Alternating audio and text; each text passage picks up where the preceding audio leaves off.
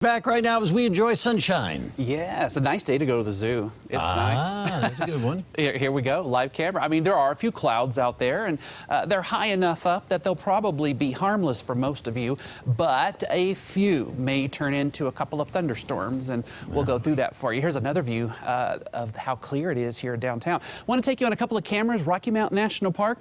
Just a few minutes ago, you can see a couple here taking a selfie. Notice how green that high alpine tundra is right now down in Telluride. Beautiful there. It won't be too much longer. These hillsides will start changing as we get a little deeper into August and early September. Greeley, UNC campus, you have mostly sunny skies as well. It's really a nice day across the state. High country, mostly 70s. You will find some 60s in Summit County and out toward Leadville. It is 80 in Salida, 82 in Burlington. We are in the 90s here in La Junta, so a little pocket of heat in the Arkansas River Valley. 85 in Grand Junction, 71 in Steamboat. All of our weather watchers are in the 80s, 82. Diane Sprague, she is out there in Morgan County, northwest of Brush. It's a little breezy out there in Morgan County and on many of our Eastern Plains locations. Those winds at times hitting 20 to 30 miles per hour. Also a little bit gusty in some of the higher terrain, but it is not widespread. It's just kind of little pockets of wind. I want to show you the water vapor loop, quite colorful, brighter colors like this. That's moisture in the atmosphere, but the orange, that is dry air. And so the flow over us has become somewhat dry, and that is why we have a much different forecast today compared to yesterday in terms of limited thunderstorm activity.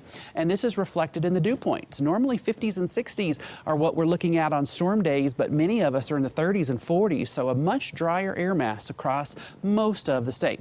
We are getting a few clouds thanks to daytime heating, and that is spawning a few thunderstorms. Over here in south central Colorado, we've had a few pop up. One, the strongest, is right here near Fountain outside of Colorado Springs. Not severe, but could be laying down a brief moderate rainfall.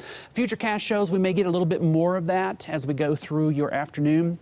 And in fact, there are a few models that say a quick thunder shower could roll through parts of Denver. I'm not too hopeful, but we put a 10% chance in just in case.